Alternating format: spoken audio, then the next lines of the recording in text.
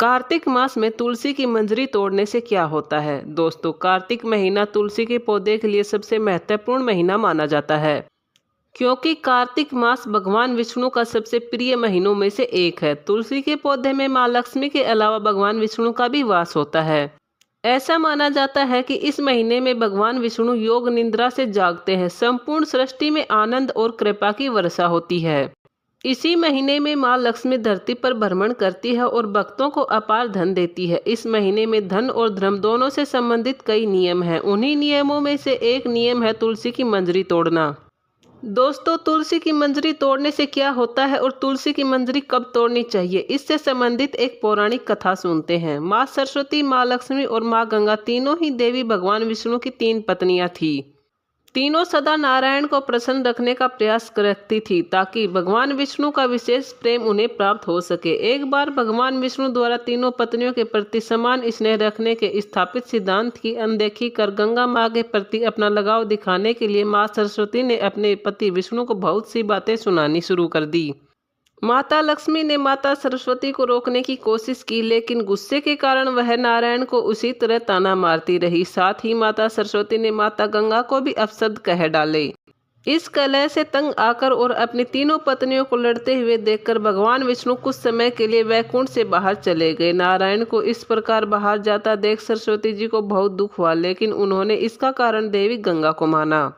क्रोध से भरी माँ सरस्वती ने माता गंगा पर क्रोध करने के लिए प्रहार करना चाहा। ये अनर्थ होता देखकर माता लक्ष्मी से रहा नहीं गया और वे उन दोनों का बीच बचाव करने के लिए उनके बीच में आ गई। लक्ष्मी जी ने उन दोनों को समझा बुझाकर शांत करने का प्रयास किया, जिससे देवी गंगा तो शांत हो गई, किंतु देवी सरस्वती का क्रोध और भी बढ़ गया और देवी सरस्वती ने लक्ष्मी जी को भी गंगा की सहायिका मानते हुए उनका भी अपमान किया। उन्होंने बीच में आने की वजह से वृक्ष बन जाने का श्राप दे दिया। सरस्वती के श्राप के प्रभाव से देवी लक्ष्मी एक पौधा बन गई। इसी कारण माँ लक्ष्मी पहले वृंदा और फिर तुलसी का पौधा बनी। देवी गंगा ने यह सब देखकर बहुत गुस्सा हुई कि उन्होंने उनकी वजह से लक्ष्मी जी को भी ये सब सहना पड़ा। निर्दोष लक्ष्मी जी को इस प्रकार श्राप का भाजक बनते देख गंगा जी ने भी क्रोध में आकर सरस्वती देवी को नदी बनकर भूतल पर प्रवाहित होने का श्राप दे दिया। देवी सरस्वती भी कहाँ पीछे रहने वाली थी और दुखी सरस्वती देवी ने भी गंगा देवी को नदी बनने और मानवों की अस्थियां ढोने का श्राप दे दिया। उसके बाद जब विष्णु जी वापस आए तो उन्हें अपनी पत्नियों के झगड़े और श्राप की सारी कहानी पता चली। साथ ही लक्ष्मी जी को पौधे में बदलता देख उन्हें असीम दुख हुआ। देवी लक्ष्मी के शांत स्वभाव और सूझबूझ के कारण उन्होंने उन्हीं को अपनी पत्नी के रूप में अपने पास रखना उचित समझा। ये सोचकर कि ऐसी स्थिति पुनः आ सकती है, उन्होंने देवी गंगा और देवी सरस्वती को त्याग देने का निश्चय किया। अलगाव की स्थिति से दुखी होकर वे दोनों देवियां विनम्र स्वरों में क्षमा मांगने लगी और श्राप को शीघ्र निवारण करने के लिए कहने लगी।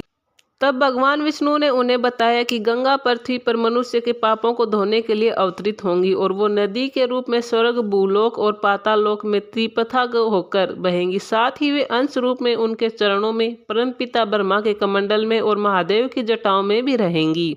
देवी सरस्वती भी उनके साथ भूतल पर ही बहेंगी और अंश रूप में उनके साथ रहेंगी। केवल देवी लक्ष्मी जी ही पूर्ण रूप में उनकी पत्नी बनकर बैकुंठ में निवास करेंगी।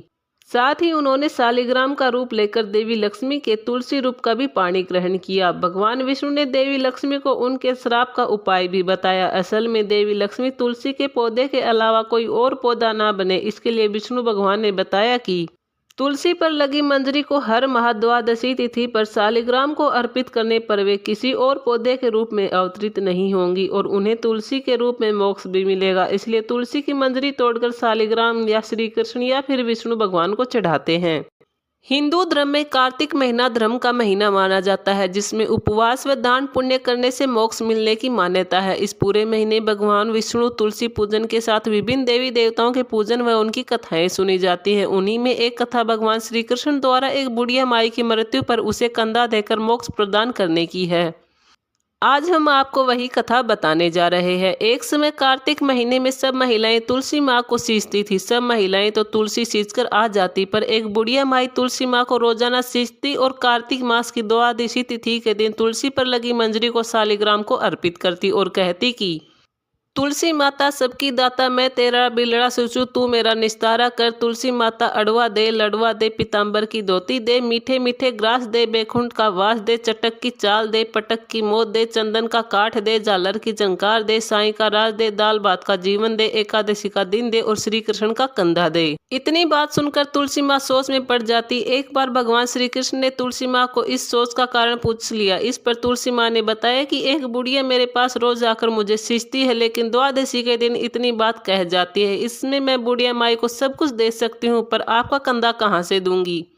इस पर भगवान बोले कि तुम चिंता मत करो और बुढ़िया माई को आशीर्वाद दे दो। तुलसी माँ ने वैसा ही किया। थोड़े दिन बाद बुढ़िया माई मर गई। सब कोई उसे उठाने लगे, पर वह इतनी भारी हो गई कि किसी से भी नहीं उठी। सब कोई कहने लगा कि पाप का घाट की माला फिरती थी, जिसकी वजह से इतनी भारी हो गई है। तभी भगवान श्री कृष्ण ब्राह्मण के भेष में आए और वहां खड़े लोगों से बुढ़िया के कान में कुछ कहने पर उसका शव हल्का होने की बात कही। इस पर लोगों ने कहा कि तू भी अपने मन की निकाल ले। भगवान ने जाकर बुढ़िया के कान में कहा कि माई तू बिड़ला सींचा मेरा, मैं करूँ निस्तारा तेरा। बुढ़िया माई अड़वा ले लड़वा ले, पीताम्बर की धोती ले, मीठा मीठा भात ले, बैकुंठ का वास ले, चटक की चाल ले, पटक की मौत ले, चंदन का काठ ले, झालर की झनकार दे, साईं का राज ले, दाल भात का बोझ ले और श्री कृष्ण का कंधा ले।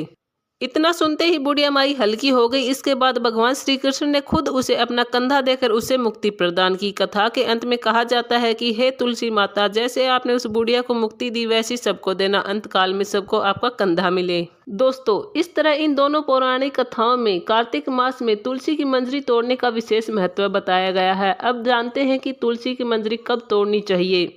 मंजरी तोड़ने के दिन का भी विशेष ख्याल रखना जरूरी होता है। तुलसी की मंजरी कभी भी मंगलवार या रविवार के दिन नहीं तोड़नी चाहिए, ऐसा करना अशुभ माना जाता है। कार्तिक महीने में तुलसी की पूजा करना शुभ माना जाता है। कार्तिक महीने में तुलसी के पौधे पर मंजरी आना बहुत अच्छा माना जाता है। तुलसी की मंजरी को लाल कपड़े में बांधकर तिजोरी या धन रखने की जगह पर रखने से धन की कमी नहीं होती। मंजरी को पर्स में रखने से भी धन संबंधी समस्याएं दूर होती हैं। तुलसी की मंजरी चढ़ाने से पारिवारिक सुख मिलता है। अगर किसी व्यक्ति को प्रेम की कमी या शादी में बाधा आ रही है तो उसे भगवान शिव पर दूध में मंजरी मिलाकर अभिषेक करना चाहिए। तुलसी के पौधे पर लगी मंजरी को तुलसी माता का सिर माना जाता है। मंजरी को तुरंत नहीं हटाना चाहिए, जब यह भूरी हो जाए तभी तोड़ें। मंजरी तोड़ने के बाद यह पैरों के नीचे नहीं पड़नी चाहिए। कार्तिक महीने में तुलसी के पौधे में सुबह सुबह जल चढ़ाना चाहिए। श्री कृष्ण कहते हैं, हजारों अमृत के घड़ों से नहलाने पर भी श्री हरि को उतनी तृप्ति नहीं होती जितनी मनुष्य के द्वारा तुलसी का एक पत्ता या तुलसी की मंजरी चढ़ाने मात्र से प्राप्त होती है। जो मनुष्य मृत्यु के समय अपने मुख में तुलसी पत्र का जल पा जाता है, वह संपूर्ण पापों से मुक्त होकर श्री कृष्ण के धाम जाता है। दोस्तों, तुलसी का पौधा किसी भी बृहस्पतिवार को लगा सकते हैं। हालांकि कार्तिक का महीना इसके लिए सर्वोत्तम है। कार्तिक के महीने में तुलसी के पौधे की पूजा और तुलसी विवाह की सारी मनोकामनाओं को पूर्ण कर देता है। तुलसी का पौधा घर या आंगन के बीचों बीच लगाना चाहिए या अपने शयन कक्ष के पास की बालकनी में लगा सकते हैं। प्रातःकाल तुलसी के पौधे में जल डालकर इसकी परिक्रमा करनी चाहिए। दोस्तों, हिंदू धर्म में तुलसी के पौधे को देवतुल्य माना जाता है और इसलिए हर हिंदू परिवार में तुलसी के पौधे की पूजा की जाती है। कई लोग तुलसी का पत्ता और मंजरी तोड़ने के लिए नाखून का इस्तेमाल करते हैं, मगर ऐसा नहीं करना चाहिए। तुलसी के पत्ते को तोड़ने के लिए नाखून की उंगली की पोर का इस्तेमाल करें। हो सके तो तुलसी के पत्ते और मंजरी तोड़ने की जगह आपको गमले में पहले से गिरे हुए पत्तों का ही इस्तेमाल करना चाहिए।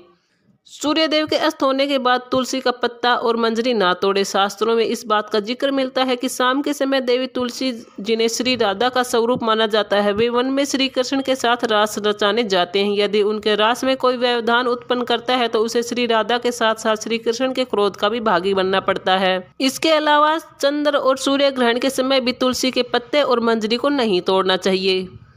तुलसी के पौधे को हमेशा स्नान करने के बाद साफ हाथों से ही छूना चाहिए। यदि तुलसी के पत्ते पहले से ही टूटे हुए हैं तो उन्हें भी हाथ साफ करके ही छुएं। यदि आपके घर में लड्डू गोपाल और आप उनके पास तुलसी के टूटे हुए पत्ते रखते हैं या फिर श्री कृष्ण को प्रसाद चढ़ाने के लिए पुराने टूटे हुए तुलसी के पत्तों का इस्तेमाल करते हैं तो आपको 11 दिन से ज्यादा पुराने पत्तों का इस्तेमाल नहीं करना चाहिए।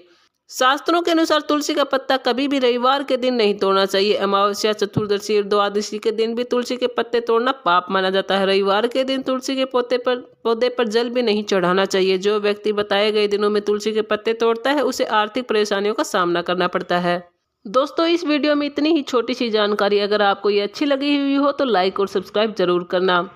कमेंट में जय माता लक्ष्मी, जय श्री कृष्ण लिखना। धन्यवाद।